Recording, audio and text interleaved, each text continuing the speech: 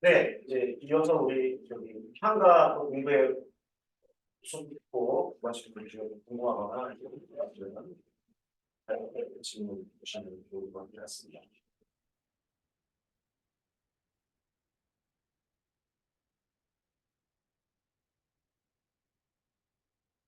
한입학원과의 질문이 있는데요. 참기파랑과 활동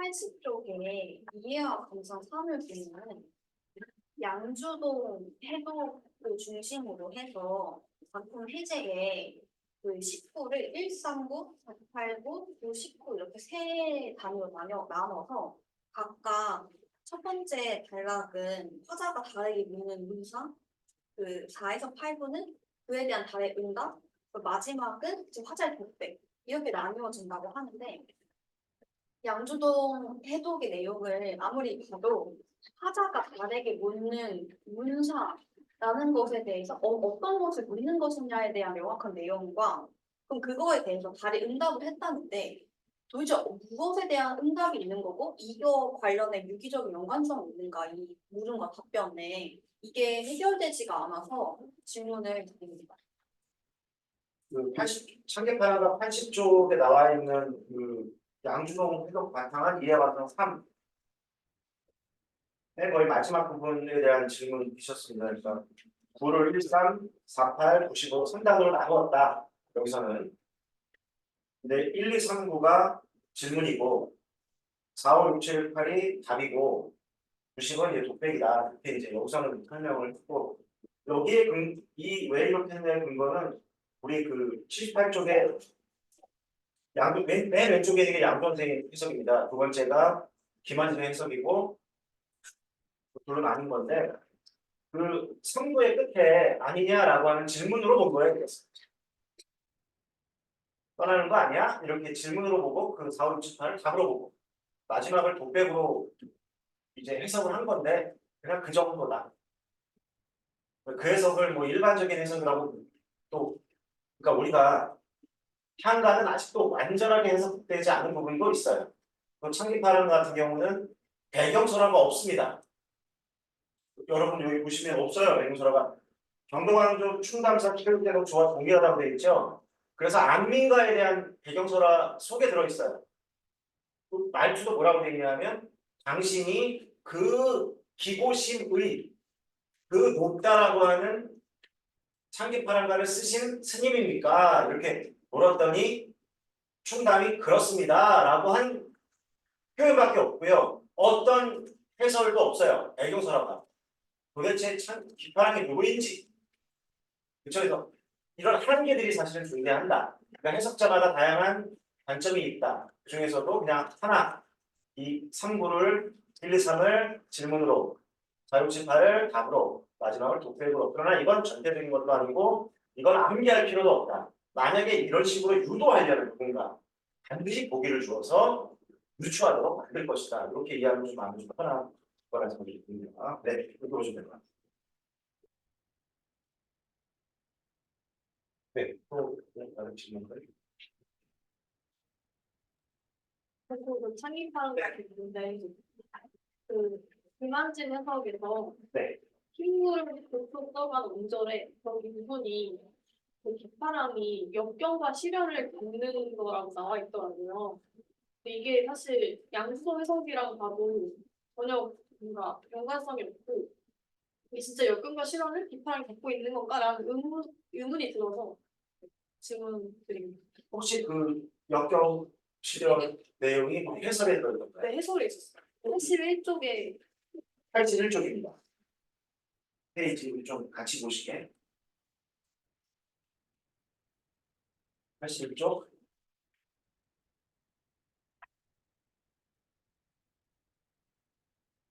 그 해설 2와 감사 3인가요? 혹시 4일까요? 4이겠죠? 네, 김한진 해석이 네.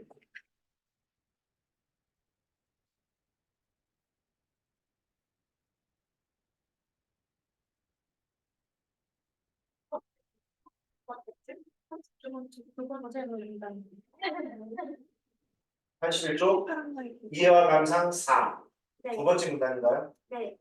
흰구름에 가려져 다소 흐릿해진 모습을 천상과 그 아래 지성이 냇가에 드러내고 있으면서 역경 시련에 처한 기파랑의 떠오르림을 나타내고. 네, 그 찬기파랑과의 구성이라고 되어 있는 부분의 두 번째 문단. 네. 한번 다시 읽어보겠습니다. 이는 이전에 내가 비에 빠져 힘들어하자 나타나서 밝혀주던 달이 이제 흰 구름에 가려서 흐릿해진 모습을 천상과 그 아래 지상의 냇가에 드러내고 있음을 보고서 역경 시련에 처한 기파랑을 떠올림을 나타낸다. 그래서 이게 잘 안 보이는데 배경서라도 없고 또 제시문만 가지고도 본 작품만 가지고도 뚜렷하게 안 떠오르는데 어떻게 이렇게 볼 수 있는가라는 부분인 것 같아요. 이거는 그냥 요 하나만이 아니라 그 구절만이 아니라 이 그 김한생의 해독 특히 김한생의 해독의 첫 번째 행이 흐느낀다고 말을 했거든요. 근데 물론 이게 해석이 다양해요. 지금 없기 때문에 슬픈 것이다라고 해석도 할 수 있고요. 다만 그가 전체적인 맥락을 작품의 맥락을 보면 조약돌 같은 단단한 마음을 가진 것, 맑고 투명한 것, 그 다음에 아주 높은 것, 맨 마지막에는 이제 눈도 못 덮을 뭔가 이분은 고결한 사람, 그 다음에 맨 마지막 구절에도 눈도 덮지 못한다는 이런 표현을 이렇게 연결한다면 이것도 어떤 역경과 시련에서도 꺾이지 않는 그런 고결한 인품과 행적을 보였던 것으로 추정밖에 못해요. 누군지 모르기 때문에. 아마 그걸 가지고 이렇게 본 것 같아요. 그러니까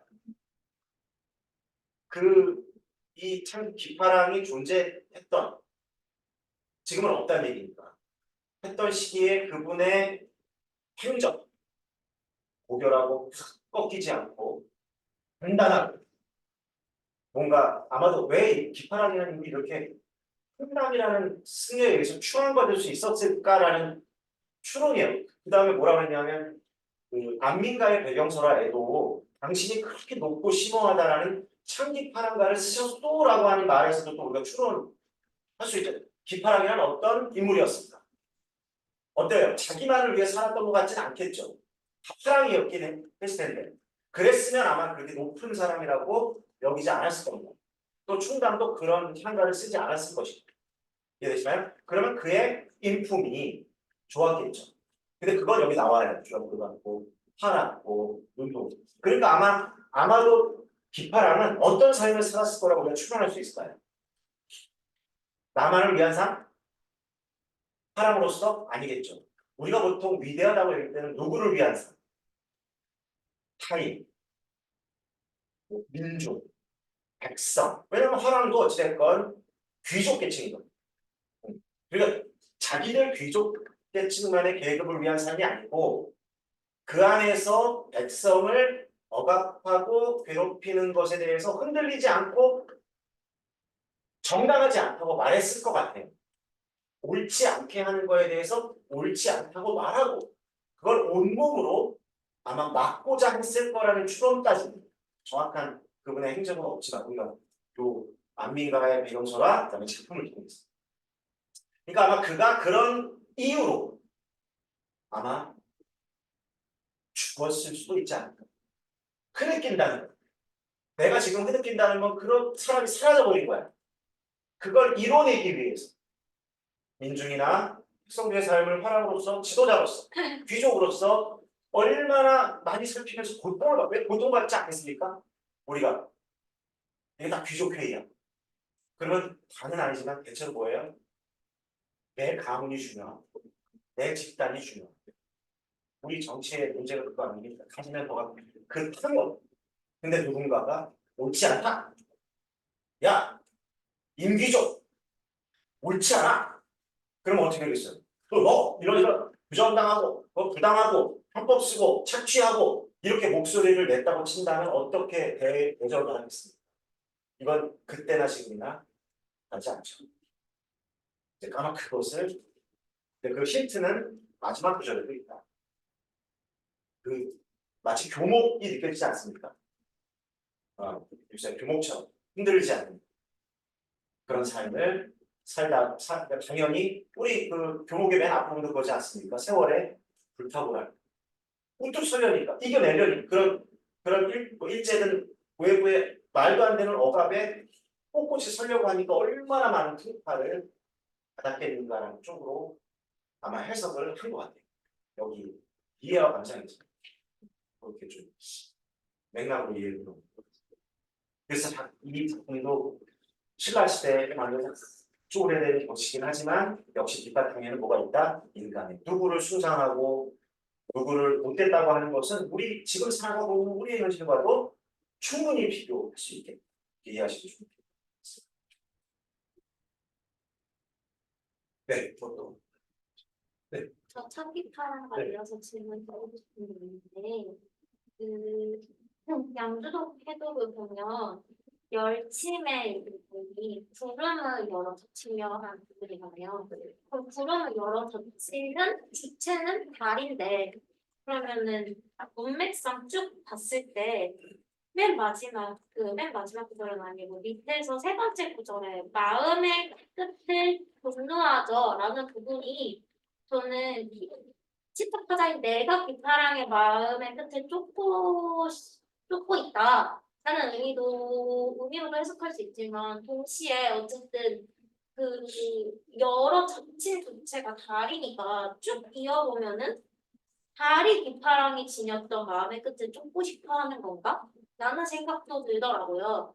그래서 그런 면에서 김한진 해독이랑 조금 다르게 해석될 수 있다고 생각을 했던 게 김한진 해독에서는 맨 처음에 흐느끼며 바라보는 이 부분을 흐느끼면서 바라보는 주체가 시적하자 본인이잖아요.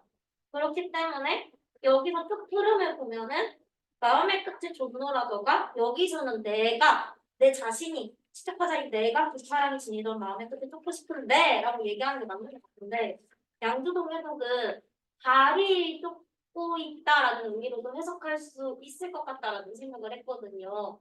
이 부분은 어떻게 생각하면 될지에 대해서 한번 여쭤보고 싶습니다. 근데 그 부분도 아까 우리 첫 번째 질문으로 연결되는 것 같아요. 그러니까 묻고 답하고 독백한다라는 거를 기준으로 했지만 그렇게 하지 말고 이건 여기에 해석이고 그렇게 볼 수도 있다는 해석이고 사실은 양쪽 다 한 명의 화자다라고 보기 좋을 것 같아요. 화자. 이걸 보고 있는 화자가 있다. 양주동의 해석이든 김한정의 해석. 자꾸 우리를 혼란시키는 것 같아요. 이 문사냐 답사냐라고 하는 쪽에 기울이면 다른 존재가 있다. 그럼 이제 해석이 자꾸 혼란이 오니까 그럴 때는 보기가 주어질 것이다. 그럼 그때 가서 그거에 맞춰 해석하고 일반적으로 우리가 볼 때는 그냥 한 명의 화자가 기파랑에 대한 달도 바라보고 조약돌도 바라보고 물도 바라보고 이렇게 보는 게 조금 해석이 쉬울 것 같아요. 하다다 이것을 이해하는 것도 되게 중요했습니다. 네. 네.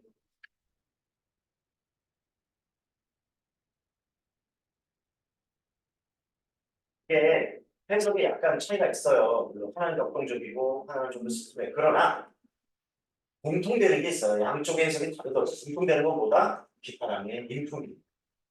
그러니까 결국 이럴 수도 있잖아요. 청계파랑과의 교육적 의의. 우리가 학생들에게 어떤 의미를 줄 것이냐. 그럼 결국 어떤 삶을 기파랑과 같은 삶도 있다. 어떤 삶을 우리가 존중하고 그죠? 위대하다고 봐야 될 것인가. 쪽이 아마 또 교육적 의의 쪽으로 나올 수 있을 것 같습니다.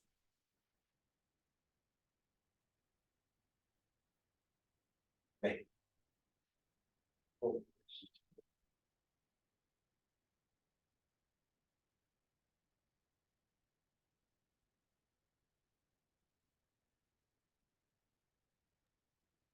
선생님, 저 질문 있는데요. 네네. 원가 질문 뭔가. 62쪽이요.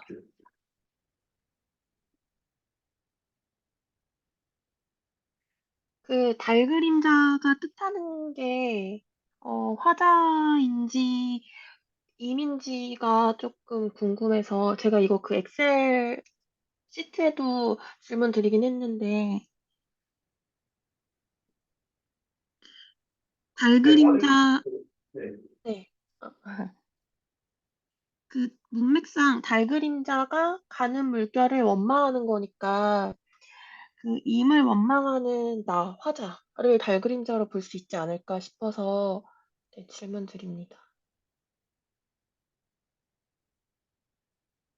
지금 그 해석은 일단 양준홍 선생님 해석 네, 중에 맞아요. 네네 네, 보면 달 그림제 낸 못에 이렇게 이제 그 풀었고 그거를 이제 아래쪽에 좀 더 현대어로 맨 왼쪽 아래쪽이죠. 교재 62쪽. 거기서 이제 달 그림자가 옛모세라고 표현했으니까 주어가 달 그림자가 된 거죠. 네, 네. 그러니까 요 해석을 보다 보니까 그러면 달 그림자가 원망한 거 아니냐? 그럼 원망의 주체가 바뀐 거 아니냐라는 아마 의문인 것 같습니다. 약간 이걸 이제 원문도 그렇고 풀어져 있는 해석본도 그렇고 그런 오해가 조금 생길 수 있을 것도 같아요. 그러면 문제는 뭐냐면 달의 존재가 뭐냐라는 거죠. 근데 달의 존재는 여기서도 하늘에 있어요. 내가 바라보는 존재죠. 근데 그 달그림, 그러면 하늘에 있는 존재가 원망을 하는 이러니까 이제 매치가 잘 안 되는 것 같습니다. 그래서 정리하자면 제가 좀 전에 말씀드렸고 달 그림자 가 옛모세라고 되어 있지만 거기에 생략되어 있는 게 있는 것으로 보아야 됩니다. 달 그림자가 주어가 아니고 그러니까 원망의 주체가 아니고 사실은 달 그림자가 내리비침이 생략되는 것 같아요. 내리비침. 그 연못가에서 화자가 지금 연못가에 있는데 머릿속으로 연상해 보세요. 연못가에 서 있는데 하늘에는 달이 떠 있습니다. 그리고 그게 연못을 비추고 있어요. 이렇게 봐야 될 겁니다. 달빛이겠죠. 달 그림자가 빛이 내려서 이 연못 물에 떠 있는 것. 그걸 보는 것. 거기에 지나가는 물결이 있다고 했잖아요. 지나가는 물결. 아마 흐르는 물결일 수도 있고요. 물결 치는 거일 수도 있어요. 지금 그림을 그려보면 화자는 서 있고 물가가 있고 거기에 달이 비쳐 있고. 근데 그 달이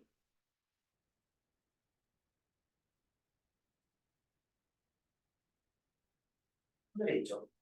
원래는 있죠. 이게 지금 내려와 있는 거예요. 그런데 물결 친다는 건 뭐냐 하면 잔잔하지 않다는 거. 우리가 그래서 풍파라고 하잖아요. 풍파. 바람과 물결. 파가 이제 물결 같죠. 그게 아마도 내가 지금 겪고 있는 시력 같아요. 뭐가 치는 거야. 물결 막 일러내서.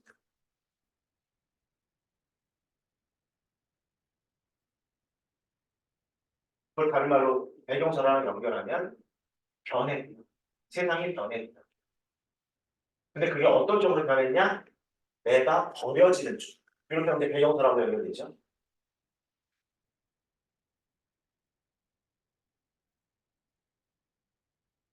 근데 그거를 또 형성하시면 어때요? 여러분들 달이 만약에 비쳤다. 근데 물결이 막 쳐. 그럼 달이 온전하게 보이나요? 안 보이죠? 내가 다가가고 싶은 존재. 내가 다다라야 되는 존재. 나를 지켜주는 존재. 나를 사랑해 주었던 존재가 안 보인다.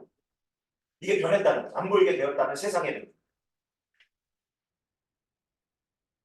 이것과 이제 배경설화를 연결하면 이제 나를 잊은 거지. 진짜 배경설화는 그렇게 연결을 시켜보죠. 그러니까 정리하면 그냥 달 그림자가 연못에서 사이에 달 그림자가 비쳤는데 내리 비친 그 연못가에 물결이 치니까 안 보여요. 변한 거야 이거. 그럼 예전에는 어땠다는 거죠? 자기가 생각하기에 뚜렷하게 보였다는 거지. 물결이 안 치고 나랑 가까웠고, 그죠? 그러니까 하늘에 보면 멀잖아요.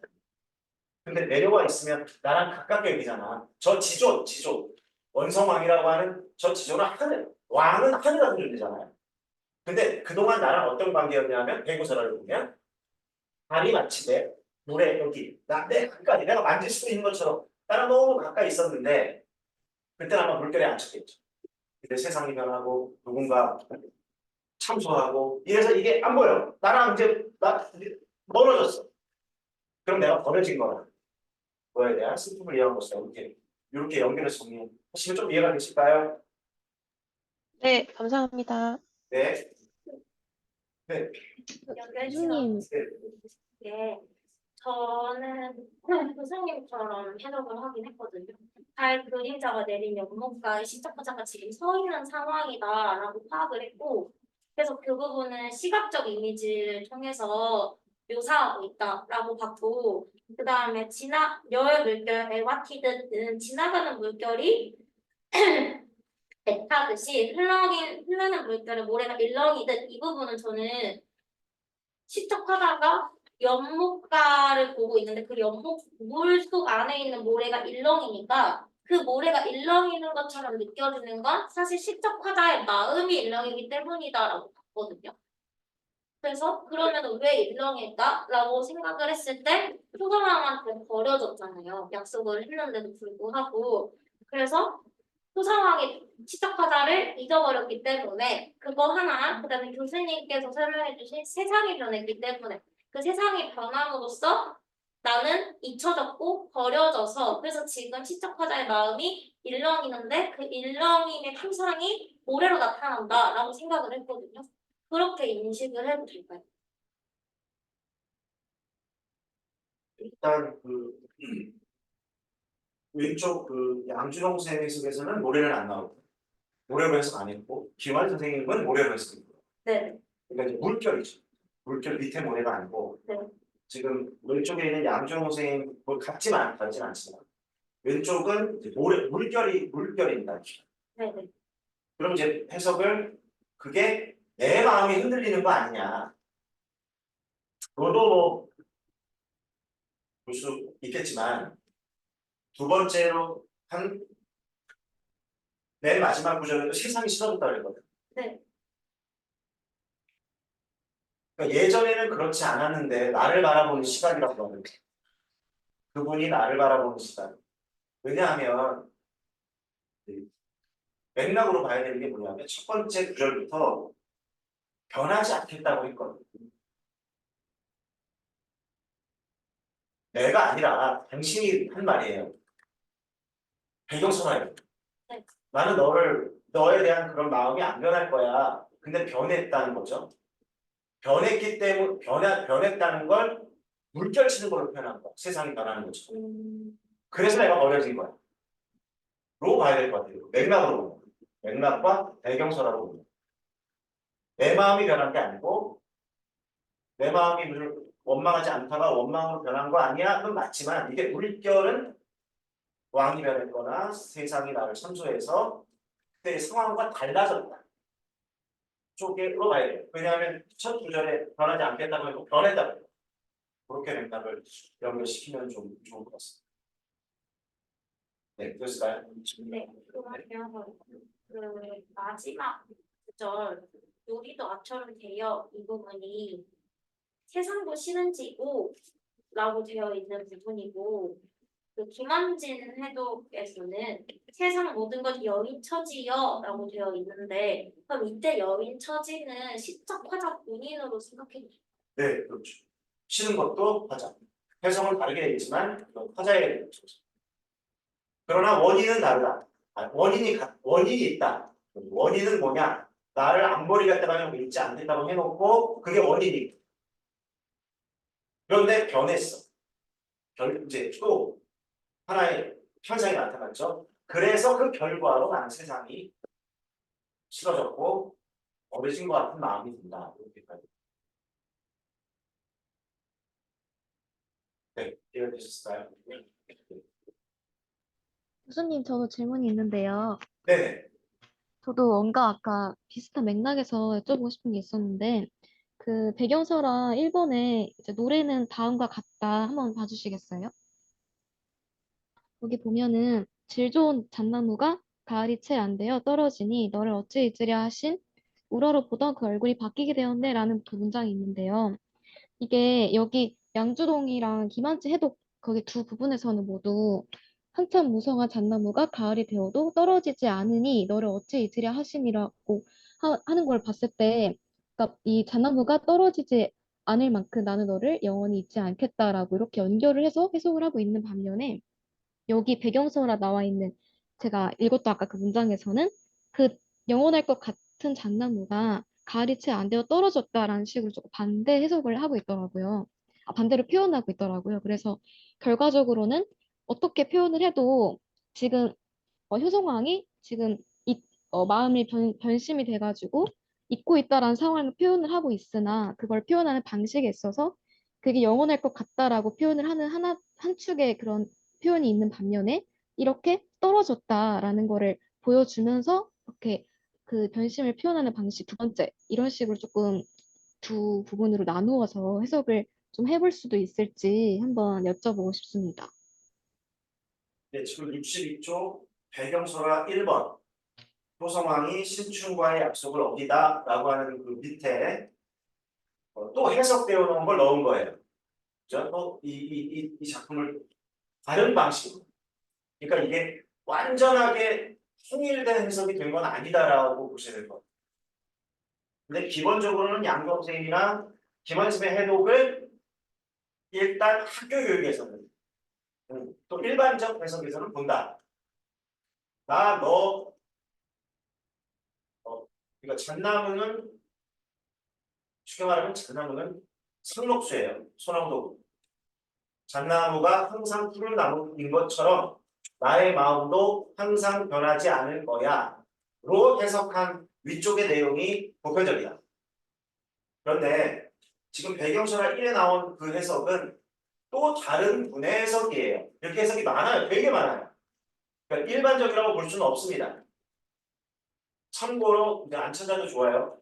신재홍 선생의 향가의 해석이라는 책이 있어요. 그분이 쓰신 거야. 신재홍 선생이 쓴 거야. 그래서 일반적이지 않고 다양해. 그래서 좀 이상해. 우리 일반적인 뭐 양정 선생과 김원 선생과 안 맞아. 다만 이렇게 해석한 이유는 뭘까 정도를 한 번 정도 서로 다른 해석이니까. 그러면 질 좋은 잣나무가 가을채 안 되어 떨어지니 뭐죠? 너를 어찌 잊으랴 하신 우러러던 그 얼굴이 바뀌었네. 바뀌게 되었네. 다리 그림자 같은 연무견이야 모세와라 모두 치어라. 시조도 좀 비슷한데. 그러면 왜 이렇게 해석했을까 정도. 외우지 않아도 돼요. 이렇게 특수한 해석까지 나올 수도 있고 안 나올 수도 있지만 나온다면 준다. 뭘 준다. 그렇지 않으면 다 이런 보편적인 뜻입니다. 자, 그러면 준다면 이제 출제자가 어떤 근거, 답을 이렇게 해석하는 근거가 되는 뭔가를 줄 거예요. 큐를. 그러면 어떻게 보냐면 떨어진 거예요. 여기서 신재훈 선생님이 질 좋은 잣나무가 가을이 채 안 되어 떨어진 건 진짜 떨어졌다니. 그 위하고 다르죠. 양수호 김한 선생님은 잣나무가 항상 푸르러서 떨어지지 않으니 그처럼 내가 너를 귀하게 여기겠다라고 그냥 가면 되고 신호의 의도는 떨어졌다는 거야. 얘가 이렇게 해석한 거야. 그럼 왜 그랬을까? 이 왜 그랬을까를 일부를 줄 거라는 거예요. 힌트로. 왜 그랬을까? 뒤에 방금 나온 질 좋은 잣나무가 가을이 채 안 되어서 뒤가 중요해. 하다가 어디다 방침을 두냐면 나 안 있겠다고 했잖아요. 했잖아요. 그런데 어떻게 때문에 떨어졌다? 너 나 잊었잖아요. 그러니까 떨어졌잖아요. 이해되세요? 그러니까 참 약간 그렇게 해석한 거예요. 이해되시나? 박점이. 네네. 잘 그러면 이해되었어요. 이 배경 슬라이드 어떻게 나와 있냐면 신충이 이 한가를 지어서 잣나무에 붙여버렸어. 버림받았다. 근데 잣나무 어디에 있대? 시들어버렸다고 돼 있어요. 아마 거기에 조금 집중한 것 같아요. 이 시제모습의 해석. 이해되시죠? 그러니까 양준홍이나 조리즘의 해석은 이 잣나무처럼 변치 않은 쪽에 더 집중한 거지. 그것처럼 너 안 잊을 거야. 절대 변하지 않을 거야로 이제 보통 해석이 됐고, 시제모습의 해석은 안 변한 뭐라 했어? 나안 잊겠다고 했잖아요. 근데 잊어버렸잖아요. 그래서 잣나무 가지가 시들거나 잠시 떨어진 거예요. 요렇게. 참 이게 관점이 넓다 보니까 이런 있습니다. 이렇게 좀 주시고요. 이 신용들의 해석은 외울 필요 없습니다. 분명히 큐를 줄 것이다.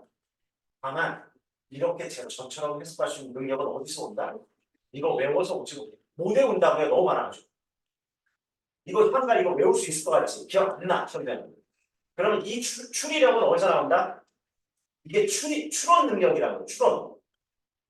여러분 추론적 독해 독서 있잖아요. 추론적 독해 어떻게 하는 거예요? 혹시 여기 우리 수업 안 듣고 같이 이걸 가지고 읽는다. 그걸 이제 이론이 이걸 형상화 시켜서 아이들한테 설명할 수 있을까요? 스토리텔링. 자 이렇게 공부하라는 말씀드립니다. 추론 또는 추리. 본 수업 시간에는 이렇게 수업을 하는데 그러니까 기억이 잘 돼. 근데 묻지 않을게요. 기억 안 될 수도 있으니까. 우리 기억 들으시면 기억 못할 수도 있으니까. 네. 이렇게 설명해드릴게요. 이곳은 살인의 현장입니다. 여기까지 이해되시나요? 시체, 죽은 사람이 쓰러져 있고 발자국이 똑똑똑똑해서 똑똑똑똑해서 층간쪽을 나 있어요. 그다음 피가 이렇게 벽에 뿌려져 있어. 이건 정말 쉬운 예를 드는 거야. 근데 여러분들 범죄 드라마나 무슨 이런 거 보면 어때요? 다 지우죠? 또 지웁니다. 그러니까 증거 없음으로 했는데 누가 나왔는지 KCSI. CSI 아세요? 과학수사대. 그러니까 장비들을 보잖아요. 그러면 지웠더라도 뿌리면 나온 거. 거기까지 안 나가. 거기까지 할 필요도 없어. 너무 복잡한 얘기. 단순하게 갑시다. 여기는 사건의 현장의 살인사건 현장이다. 발자국이 있다. 문에서 들어와서 차고 나왔다. 자, 여기까지 되셨나요? 자, 여러분이 탐정입니다. 탐정. 여러분 잘 아는 탐정은 코난인가요? 명탐정 코난? 저희 때는 셜록 홈즈, 궤도 루팡. 자, 딱 열고 들어와서 막 열어보나요, 여러분들? 저도 마찬가지. 냄새도 맡고 하나요? 여러분이라면 어떻게 할 건지 상상하라. 여러분이 뛰어난 탐정이라면 어떻게 할까요? 문을 딱 열었습니다. 문을 열 때도 어떻게 열까요? 조심스럽게 손에 잠깐. 우리가 당연한 거예요. 왜? 쥐문 있을 수도 있습니다. 들어옵니다. 와서 바로 막 뛰어다녀요. 내 발자국 밖에서 막 지능 부는 거 막 가지고 뛰어들어와서 어머 발자국이 여러 개네. 하지 않죠? 그죠? 밖에서 발에 나가도 뛰입니다. 내 발자국을 헷갈리지 않죠. 들어와서 뭐 합니까? 발자국의 시점을 발자국 크기, 발자국이나 너무 쉬운 거 아닙니까? 너무 쉽죠? 설명하니까. 하고 창이 열려 있고 발자국이 거기까지는 안 돼요. 그러면 어떻게 추리합니까? 이제 추론이야, 추론. 그러니까 보세요, 말 아주 잘했어. 바로 이 자리에 뭐가 있죠? 큐가 있죠, 큐. 단서. 단서는 우리가 독서에서 뭐라고 해요? 단서를 텍스트라고 보죠. 그래서 추론적 독해에 뭐라고 개념이 나오냐면 글과 배경 지식을 활용해서 읽어라라고 돼 있어. 근데 정말 그렇게 읽히나요? 그 개념인데, 방법인데. 근데 여기 시체가 있고 발자국이 있고 문이 열리고 이게 뭐예요? 이게 텍스트예요. 그런데 초짜 탐정과 탐정이 아닌 사람과 초짜 탐정과 베테랑 탐정이 같을까요? 다르죠. 뭐가 다를까요? 아무것도 아닌 모르는 사람, 초짜, 베테랑 함정이 뭐가 차이가 있을까? 1번 베테랑 성공했다. 1번 베테랑 성이 늙었다. 또 베테랑이니까. 무슨 차이가 있을까? 이 세 명의 차이. 방금 했는데 개념, 배경, 지시의 차이. 이렇게 공부하는 거 아니죠. 그리고 그걸 실제로 할 수 있어요. 하고 있나요? 그래서 암기만 하면 적용도 잘 안 되고 실전에 가서 활용이 안 돼요. 이유가 거기 있어요. 추론적 독해의 개념을 모르라는 게 아닙니다. 알아야죠, 반드시. 그 개념으로 알아야 돼요. 왜? 모를 수 있으니까 써야지. 다만 기억이 안 나죠. 그럼 쓰라 그러면 잘 못 써. 그러니까 베테랑 탐정은 뭘 갖고, 베테랑 프로파일러는 뭘 갖고 있는 거죠? 축적된 노하우, 그 배경 지식. 그러니까 내가 베테랑과 배경 지식 가지고 텍스트에 들어와서 텍스트 정보죠. 글 정보. 이게 다 있어요. 살인사건 현장의 정보를 하나씩 맞춰가는 거죠. 아, 신발을 보니까 이 신발은 발이 320이. 그러니까 반드시 이 범인은 여자일까? 318이가 있을 수도 있잖아요. 일단 남자일까 여자일까 추론하는 이 신발이 어떤 모양일지, 그다음에 발의 크기를 통해서 키가 어느 정도일지. 그렇죠? 근데 그게 안 맞을 수도 있어요. 왜? 하하는 발이 280인가 그래요. 하하. 키는 100, 뭐 60인가 뭐 이렇게 되는데 아무튼 그러니까 다 안 맞을 수도 있다니까. 그러나 우리는 내가 가진 배경 지식으로 추론해 버린 거야. 근데 배경 지식이 많을수록 단순 추론하지 않겠죠. 발이 320이니까 키는 최소한 서장훈처럼 2m 될 거야. 이거는 근데 같은 경험을 해본 프로파일은 어때요? 아, 신발과 키가 꼭 몸이 맞지 않아. 근데 저 창문으로 나왔어. 보세요, 저 창문. 그러면 어떻게 추론할 때, 발은 큰데 작구나. 범인은 하하야. 서장훈은 될 수 없어. 서장훈과 하하 같으니까 이렇게 추론. 그러나 경력이 적은 함정이거나 못하는 함정은 그렇게 잘 못할 수 있죠. 이게 추론적 큰 추리다. 잊어버리겠어요? 추론적 독해? 그냥 이렇게 공부하시죠. 왜 했죠 이거를? 아니 질문을 했었는데 질문을 까먹었어요. 질문에서 나온 거 아니에요? 네, 그 해석을 할 때 아까 뭐지? 그 신흥진? 신재웅이라는 선생님의 해석 그거를 볼 때 이거는 추론적 독해로 할 수 있을 것이라는 맥락에서 말씀해 주신 것 같아요. 네네 맞습니다. 네, 이해되신 건가요? 이해됐습니다. 네, 네. 감사합니다. 질문을 까먹어서 죄송합니다. 선생님, 제가 근데 한 가지 더 질문 네네. 드려도 될까요? 네. 저 서동요에서 질문이 있는데요. 네. 소동료입니다. 네, 37페이지입니다. 네. 거기서 간단한 질문이기는 한데, 그 강의를 들어보면은 선생님께서 화자는 표면적으로 드러나 있지 않고, 여기서 숨겨져 있다고 말씀을 해주셨는데, 작품을 읽다 보면은 화자가 그냥 맞동 서방 본인 자신이라고도 볼 수 있지 않을까 하는 생각이 들어서 한번 이런 의견에 대한 선생님의 생각도 한번 들어보고 싶었습니다. 네. 화자 문제, 여기서는 화자가 궁금하셨어요. 이것도 뭐 사실은 뭐 명확하진 않다고 볼 수 있습니다. 여러 가지로 볼 수 있어요. 그러니까 누군가 화자가 이렇게 볼 수 있어요. 다양합니다. 우리가 시에서 화자가 드러난 경우도 있고 화자가 작품에 안 드러난 경우도 있다. 숨은 화자. 그러면 숨은 화자로 볼 수 있어요. 화자가 숨으면 묘사적이라고 말씀드렸어요. 그러니까 광경이 보이는 것 같아요.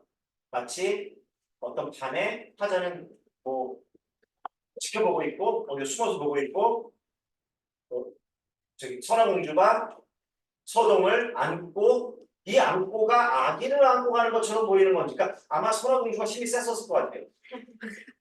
김종국 여자 김종국 여자 김종국 안고가 되었으니까 뭐 힘 셌나 보죠. 여러 가지 상상. 그 광경을 지켜보고 있는 것으로도 볼 수 있고 그럼 화자가 나중이 아니죠. 밖에 있는 숨은 화자. 또 어떻게 본다면 막둥이 자기 얘기를 마치 객관화시킨 것처럼 할 수도 또 이걸 알 수가 없으니까 요 그래서 그거는 양쪽 어디는 뭐 가는 것 같지만 일반적으로 보면 타자가 숨어 있는 거죠. 우리가 뭐 승무, 조지훈의 승무, 다른 시들도 많지만 어때요? 여승이 춤을 추는 모습을 묘사하고 있죠. 거기 화자가 드러나고 있지 않다고 보는 게 일반적. 그리고 뭐 여기는 뭐 내용이 많지 않지만 그런데 이렇게도 볼 수 있어요. 배경사랑을 연결한다면 이 노래를 지은 사람은 서도. 그러니까 어떻게 보면 자기 이야기를 자기가 꾸며서 객관화시켜서 표현할 수도 있어. 그런데 설화를 보면 이거 자기가 불렀다고 안 했거든요. 누구한테 부르라고 했죠? 아이들한테. 그렇죠? 뭘 줬다? 맞습니다. 호피포. 호피포가 아까 저한테 주신 그 맛있는 뭐 알맹이 사탕 우리 같이 먹은 그걸 준 거죠. 짓기는 내가 짓고 노래는 니네가 불러. 그럼 노래 부르는 아이가 화자일 수 있어. 그러나 원작자는 아니기 때문에. 그래서 이게 다양하다. 다만 여러 가지로 볼 수 있는데 기본적으로는 화자가 지켜보고 있는 듯한 실제 막둥이더라도 지켜보고 있는 듯한 표현으로 내용을 서술하고 이렇게 보시면 좋을 것 같습니다. 이해가 좀 되셨을까요? 네, 이해됐습니다. 네. 감사합니다. 네.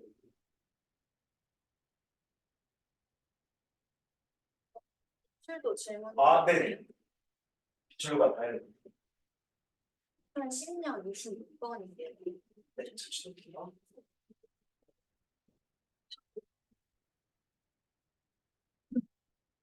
2010년 26번인가요? 네. 같이 보실 수 있으니까 기출도 갖고 다니시면 좋을 것 같습니다. 뭐 가마 가지고 다니는 것도 좋고 저희 기출 책자를 갖고 다니는 것도 좋고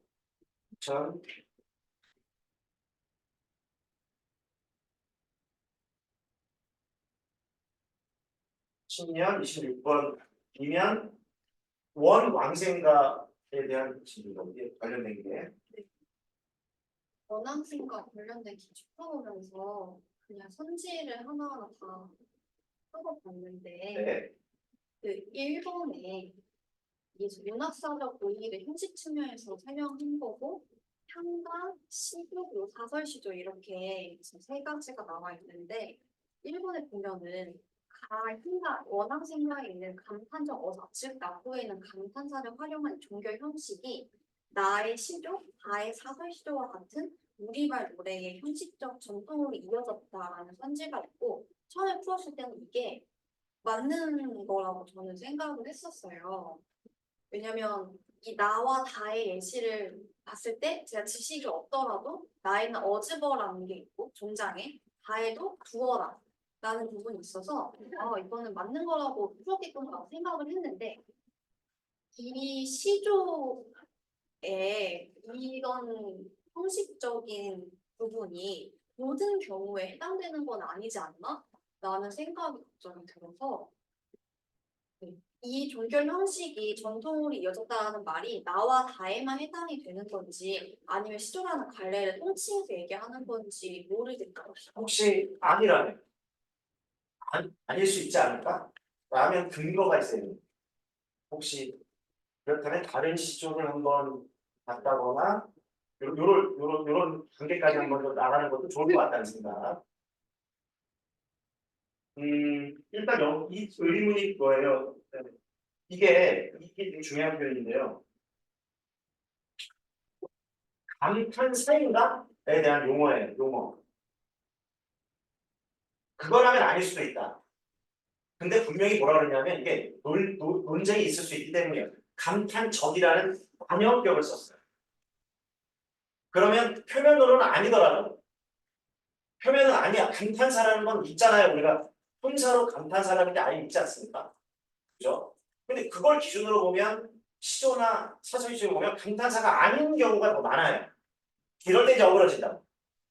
근데 적이라고 말했기 때문에 그래서 감탄사라고도 하지만 감탄적 어사 즉 표현은 이렇게 일반 좀 단어야 명사야.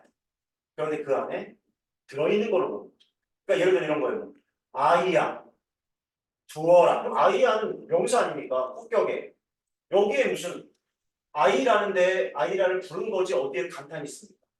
그러나 표면은 아이라는 명사이고 폭격을 썼지만 그 내면적인 부분은 감탄적이라고 말했습니다.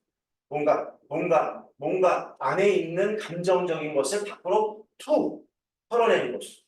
이렇게 본다면 시조나 사설시조 전반부에 걸쳐서 이런 감탄적 어사를 쓴 것으로 볼 수 있습니다. 감탄사가 아니에요. 그래서 감탄사를 쓸 수도 있고 감탄적 어사를 쓸 수도 있고 이렇게 보여주셔야 됩니다. 이거 관련해서 말씀드리고 싶은 게 제가 공부를 하면서 느꼈던 건데 지금 학습 측면에서 헷갈리신 거잖아요. 근데 헷갈리시는 이유가 감탄사는 논외로 일단 보고 교수님께서 말씀해 주시고 감탄사 어사가 어즈버는 감탄사가 맞고 구어라도 느낌표로 붙일 수 있으니까 사실상 감탄사 어사인데 이제 선생님께서 정확하게 헷갈리시는 지점이 저는 시조의 맨 마지막 문장에 항상 한가에 낳고 참머리가 감탄사로 지정되어 있는 것처럼 시조도 항상 첫 음보가 항상 정해져 있느냐라는 게 궁금하셨던 것 같은데 모든 시조가 다 정해져 있어요. 그러니까 모든 시조가 반드시 종장의 첫 음보는 반드시 사음절이어야 한다는 규칙성을 가지고 있거든요. 이건 평시조도 사설시조도 모두 지켜야 하는 규칙이에요. 근데 그건 향가로부터 오는 게 맞긴 해. 그러니까 향가 낙도 참머리 감탄사라는 그 지정된 것에서 그대로 따온 거긴 한데 근데 그게 감탄사로 시조에서는 감탄사로 나타날 수도 있고 감탄적 어사로 나타날 수도 있고 감탄적 어사가 아닌 다른 단어로 나타날 수도 있는 거죠. 그렇게 이해하시면 돼요.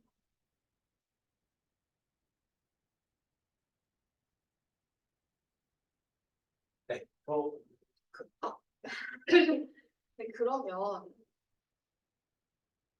이 향가에서부터 말씀 주신 것처럼 형식이 이렇게 상당 구성 선생님 말씀 주신 문장에 있는 음보가 고정되는 거, 그냥 고정되는 거, 음보를 알고 있었는데 이 선지를 보니까 너무 헷갈리는 거예요, 제가. 왜냐면 감탄자 어사를 활용한 이 종결 형식이 그냥 가에서 종결 형식이라고 했으면은 뭐 향가에서 그게 서로 했을 것 같은데 왜 하필 감탄자 어사를 활용한 게 형식 전통으로 이어졌냐. 그래서 말씀해주신 거 들으니까 종장에 고정된 그 형식적인 건 전통이 향가에서 온 거에서 차단하면 되겠구나. 그래서 또 궁금한 지점이 그 감탄사 부분이 제가 모르는 어쩌지한 이 시간이 지나서 지금 종장에 그 음보가 고정되는 것과도 연관성이 있는 게 지금 실제 약간 오피. 그러니까 이렇게 봐도 될런지 그렇게 되면은 이게 완전 이해가 되거든요. 그거 되게 애매한 지점이 있는 거고 일단 문제 자체에서는 이 선지가 맞는 이유는 감탄자 어사를 활용하는 시도들만 가지고 왔잖아요. 그래서 일단 이 선지는 맞는 건데 완전 감탄사로 고정되어 있는 게 오피셜이다라고 보기에 조금 애매한 지점이 있는 게 시도 중에 감탄사나 감탄자 어사를 사용하지 않았는데도 불구하고 종장 첫 음보가 3음절로 고정되어 있는 것들도 엄청 많거든요. 그래서 그거를 딱 부정짓기는 조금 애매해요. 저도 그 지점 때문에 이게 안 풀렸어. 근데 그냥 이 문제 자체만 봤을 때는 교수님이 설명하신 대로 보는 게 제일 좋을 것 같아요.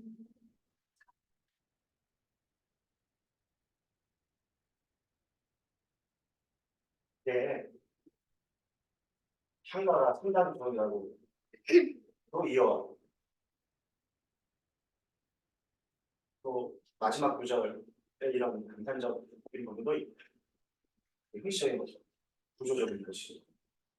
근데 우리가 이 원앙스가 10번째 한 가지. 그리고 이제 여러 수업 계속 들어보시다 보면 보통은 4사이로 나뉜다. 그렇죠? 그러면 보통 한가가 앞사는 앞에 내부적은 시상을 일으키고, 그렇죠? 뒤에 내부적은 심화시키고, 마지막을 완결한다라고 말해요. 19초는 보통 그래서 우리가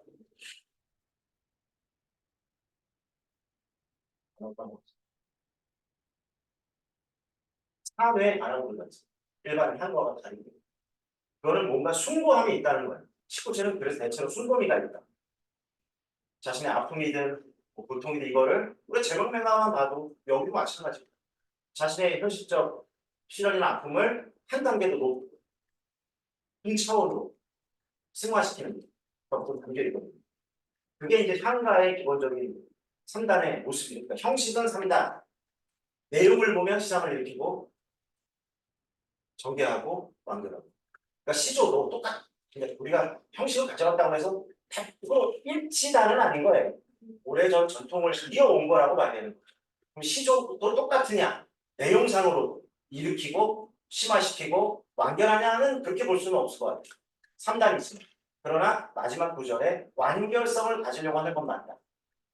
내용상으로, 형식상으로도 그렇게 연결하고 다시 한번 얘기하면 시조나 사조의 마지막 구절은 감탄사가 아닐 수도 있다.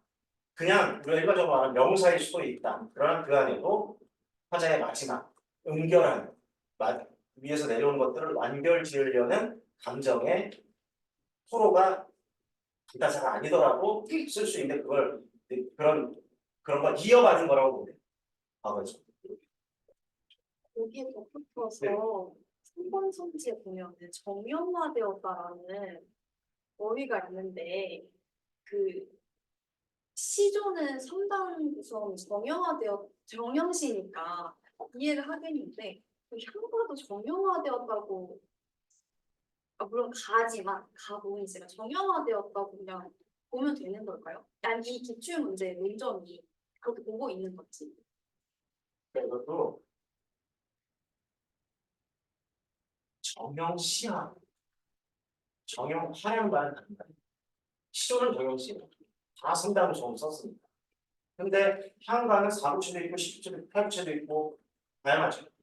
그러니까 정형시라고 볼 수가 없는. 근데 10구체 향가는 10줄로 썼죠. 무조건. 거기에 대체로 4, 4이거나 뭐 3, 뭐 5이거나 이렇게 단위 3개다. 근데 정형시는 아니야. 왜냐면 정형시가 되려면 모든 향가가 다 그래야 돼. 지금 정형화와 시를 헷갈리면 안 되고 그냥 3단은 그렇게 틀을 맞춰. 틀. 정형화라는 건 19체는 이런 틀로 쓰자. 3단의 틀로 이렇게 해야 되는 거야. 근데 정형화라는 거. 어떤 19체 한가도 10줄이면서 시장을 일으키고 전개하고 완결 승화시킨다는 걸 몇 개 없지만 그렇게 그래서 정형시라고 부르지 않고 화라고 부르는 틀이 있다. 19체 이렇게 해야지.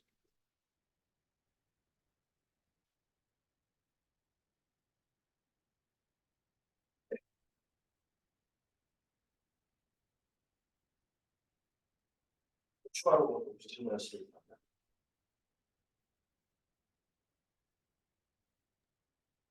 선생님, 저 질문 있는데요. 그 네네.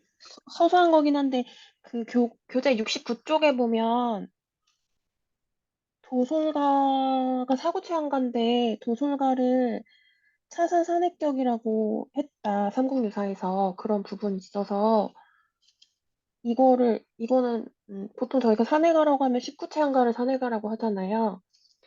근데 이게 좀 궁금했어요. 우리 지금 69쪽. 도설과 관련이고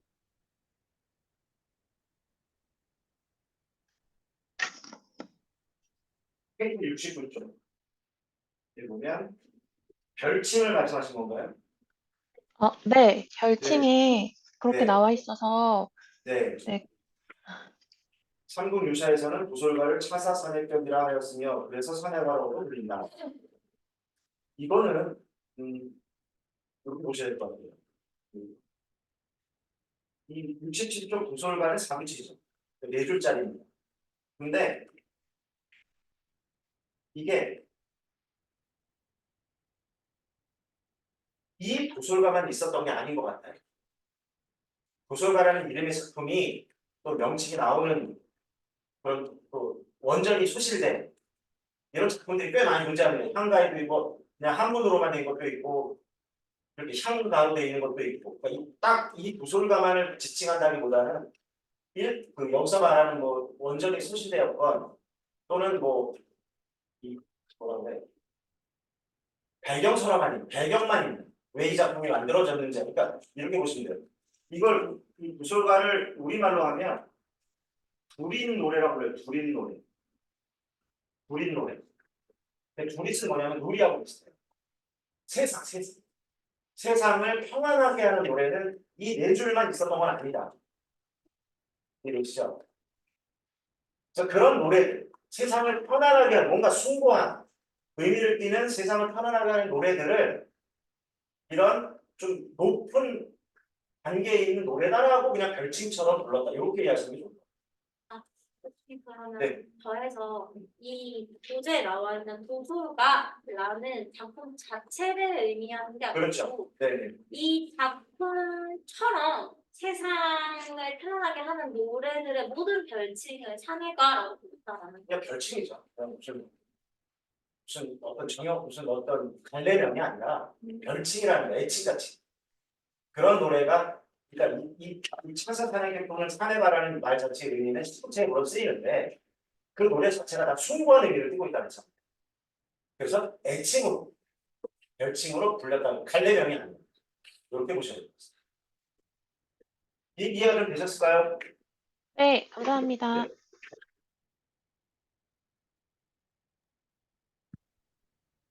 교수님, 저도 질문 하나 있습니다. 네. 작품에 대한 질문은 아니고요. 그 네. 양조동 김한준 선생님이 하신 중세국어 표기에 대해서 좀 궁금한 게 있는데요. 이 향가라는 게 향찰로 지어진 거고, 그 다음에 기록된 것은 이제 고려 시대라고 설명을 해주셨잖아요. 그리고 그런데 이제 양준 선생님과 김한준 선생님이 이제 해석하신 것은 중세 국어로 표기가 되어 있잖아요. 그러면은 이분들이 굳이 중세 국어로 표기를 한 거는 향가가 옛날 우리말로 지어진 거니까 최대한 옛 그 우리말로 재현하기 위해서 중세 국어를 사용했다고 보면 되는 걸까요? 그것도 뭐 완전하지 않고 결국은 여타에 나타난 문헌들 장동 박사나 김 선생님이 다양한 문헌들을 통해서 뭐 예를 들어서 뭐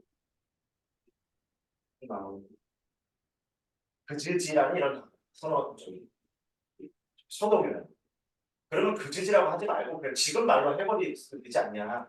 근데 그 당시에 그 당시 신라 시대 당시에는 어떤 말을 썼을까? 쉽게 말하면 고어죠, 고어. 중세 국어라고 말했지만 고어. 그거를 역시 추론한 것일 뿐이에요. 정말로 그 당시 말로 그즈지라고 말했는지는 알 수 없어요. 그냥 문헌들, 발견된 현존하는 소시대 문헌이 더 많기 때문에 현존하는 문헌들을 토대로 가장 앞선 시기에 남아있던 문헌들에서 뭐라고 썼었을까? 우리 우리 글이 없었기 때문에 그 당시 인말이었지 인말. 그거를 최대한 추정했는데 그것도 최대한 추정이지 똑같은 것도 아니고 그 다음에 신라 당시에 어떤 문헌이나 고어가 발굴된 게 많이 없기 때문에 그래서 이제 더 후기 사실은 그 당시에 쓴 게 아니라 이 단어가 나타난 시기는 고려인데 더 앞선 시기에 문헌이 없기 때문에 어쩔 수 없이 가져온 그런 이런 우리 고어들 이렇게 최대한 그 당시에는 어떤 우리말을 썼을까로 한번 재구해 보려고 했던 노력이다. 근데 이것은 완벽하지 않다. 신라인 당시의 향가를 능숙하게 쓰던 충담사나 이런 뭐 월명사나 이런 분들을 다시 소환한다면 모르겠으나 네, 현재 우리의 작업이 그래서 여러분이 보다 보면 양종 선생님이나 김 선생님 두 분만 보고 있지만 동일한 향차를 다르게 해석하는 경우도 있습니다. 똑같은 경우도 있지만 그거는 없다는 거야. 어떤 하나의 명확한 사료가 없다는 것을 의미한다. 다 이 학자들의 노력은 자기가 근거를 대서 가장 근접한 우리말을 수완하기 위한 노력이다. 그렇게 좀 이해를 했으면 좋겠어요. 네, 감사합니다. 이게 다 이게 호기심. 좀 그 호기심이 좀 안 가졌으면 우리가 덜 힘들 텐데. 그분들은 학자기 때문에 끝없이 탐구하는 이런 것 때문에 우리가 이렇게 다양한 어떤 조언을 듣고 있다. 네. 네, 혹시 질문? 네, 이란가 네네. 도둑질한 거예요. 작품이죠. 아니요, 그래서 마음이 그렇게 그 다음에 그 러브 분명히 잘 받는 시이라고 되어 있잖아요. 네. 그 마음을 그리는 마음이 간다. 그리고 실제로 하다가 그 붓이 우거진 곳으로 가고 있다. 이렇게 두 가지로 진술을 있나요? 지금 모죽지랑과 맨 마지막 구절 양쪽 다 비슷해요. 그 김한생이나 비슷하니까 내이 갑옷 불엄해 절판 이시리에 대한 해석 의 문제를 물어보신 거죠. 그 마음이 가는 길 아, 그게? 실제로 마음만 가는 길이 아니면은 그 화자가 직접 뭔가 가고 있다고 그게 의미를 중의적으로 볼 수 있는지 아니면 정말 마음이 가고 있는 건지 그 1, 2, 3, 4, 5, 6, 7 7회 보면 낭이여 그리를 마잠에 여울 길에서 분명히 마잠이 나왔어요. 춤추는 마음이라고 말씀드렸고요.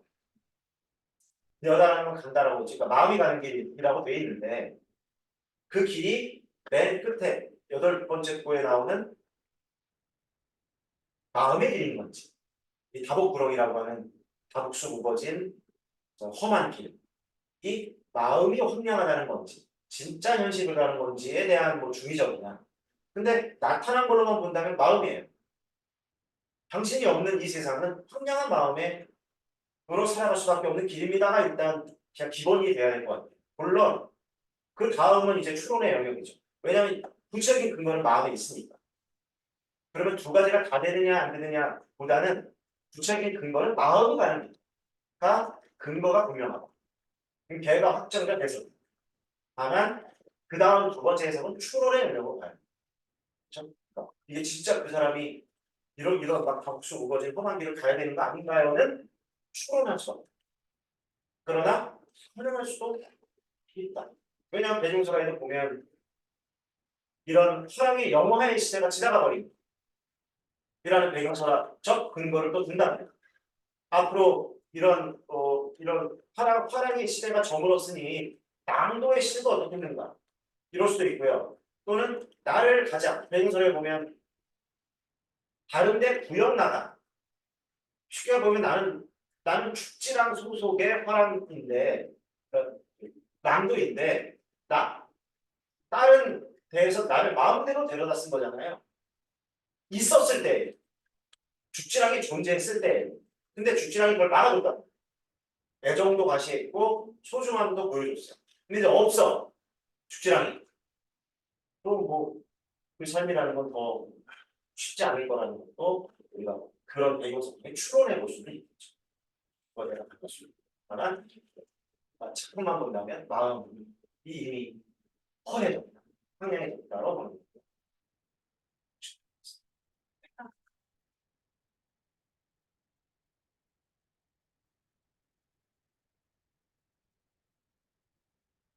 네. 네, 뭐 추가 질문 없을까요?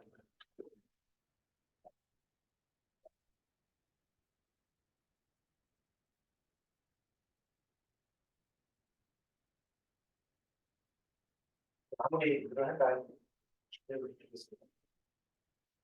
질문이 없다는 건 매우 잘 이해를 하고 계시다라고 생각을 하고 반쪽을 하고 공부를 또 해가시면서 또 다른 또 공부도 생길 수 있을 것이다. 그러니까 또 생기시면 또 다음에 와서 하셔도 좋고 아니면 구글 폼 이런 것들 좀 활용해서 이 끝내기 전에 뭐 하나만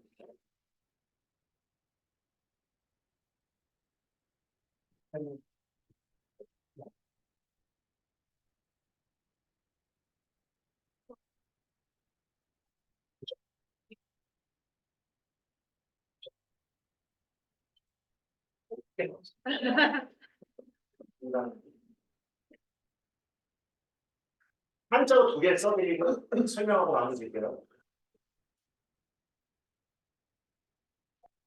그거 잘 아시죠? 무슨 지?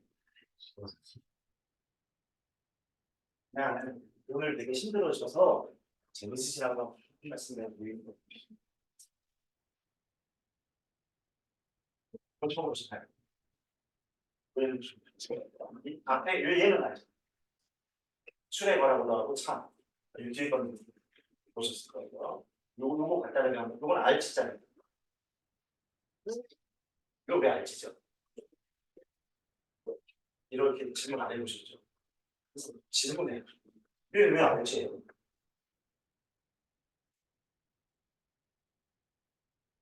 화살이요. 화살. 내가 화살 십자예요. 얘는 입이라고 하는데 그럼 입에도 화살 쏴요. 입구라고 하는데 그러면 얘는 뭐예요? 얘 세입이에요. 새 친구의 입. 이거 물건품자예요. 물건품. 그러니까 그 부어 입이라고 하는 이 틀에 있는 의미도 있지만 원래 이거는 그냥 무엇이에요? 무엇이라는 의미예요. 그런데 화살이 가야 하는 그 무엇은 뭐냐는 거죠. 화살이 가야 되는 그 무엇이 뭐죠? 화살은 어디로 가야 돼? 가야 되는 거야. 그럼 무엇은 그 무엇이 될 수 있다니까 입도 되고. 화살이 가야 할 곳을 모르면 어디로 가요? 저기 이 뭐라 그래? 올림픽인데 올림픽이야 지금. 그럼 양궁 대회야. 근데 저기 있잖아 관역이. 근데 뒤 돌아가지고 관객을 향해 막 소리 지르고 관객을 향해 갔다. 돼요 안 돼요? 미친 거죠. 그죠? 화살이 날아가야 되는 목표 지점은 관역이다. 그걸 알아야 된다는 게 지혜예요. 정확히 아는 거. 안다는 건 정확히 아는 거. 목표 지점 정확히 아는 게 안다는 거. 내가 안다라고 말할 때 정확히 알아야 된다. 무엇을 알아야 되지? 이건 나중에 설명할게요. 이때 이거 얘는 뭐죠?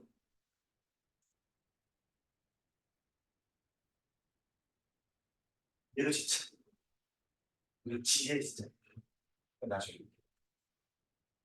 얘는 수레건 차 얘는 그렇게 생긴 거의 본 적이 있지 않아요? 뭐처럼 생겼어요? 지렁이. 네? 지렁이? 아 지렁이 맞아요 지렁이처럼 생겼어요. 또는 물 지금 몸으로 가 우리기도 하고 그래서 여러분 여기 새 을자로 배웠어요. 새을 새처럼 생겼다. 아이고 나 이렇게 형님 근데 이게 새는 아니다.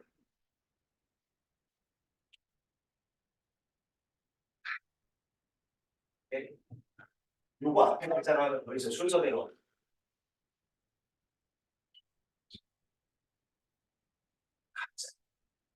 갑옷에 갑자.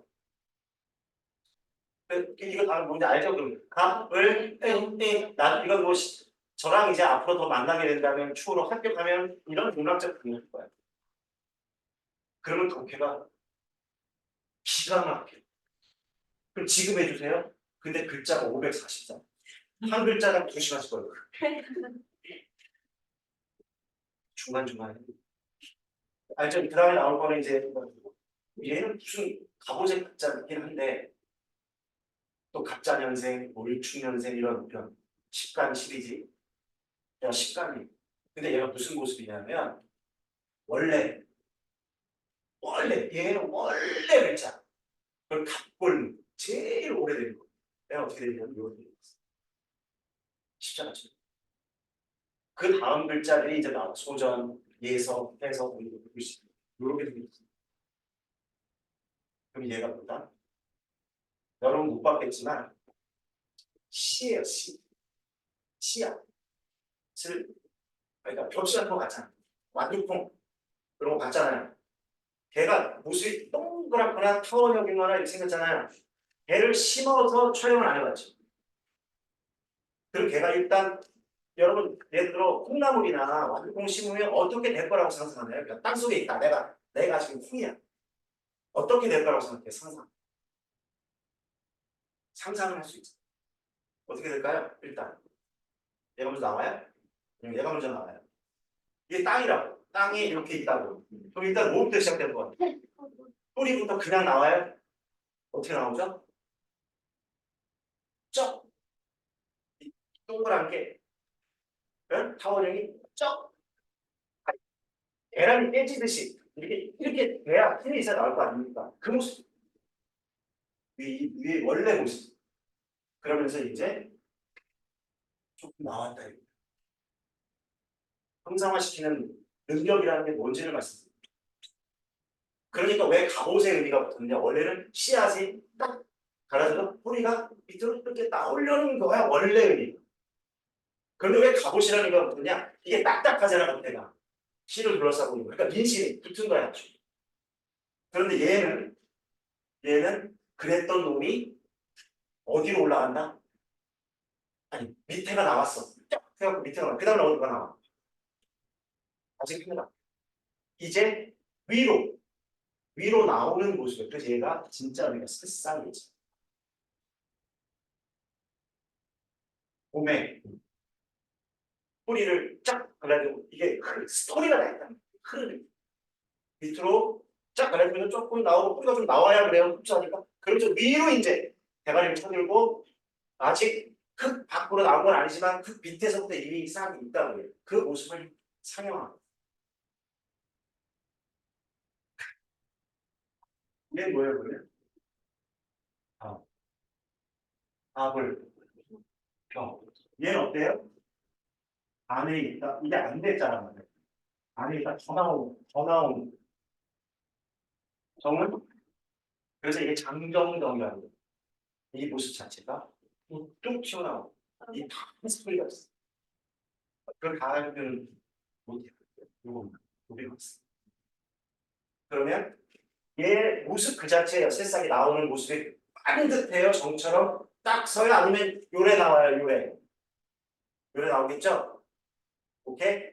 그러니까 차인데 요래 되면 차가 요래 아까 내가 시작할 때 말씀드렸기 때문에 한쪽 바퀴 이것 때문에 마무리를 하려고 갑자기 생각이 났어. 바퀴가 요래 되면 돼요. 바퀴가 요렇게 생겼어. 그럼 돼요? 불러가요? 안 되죠?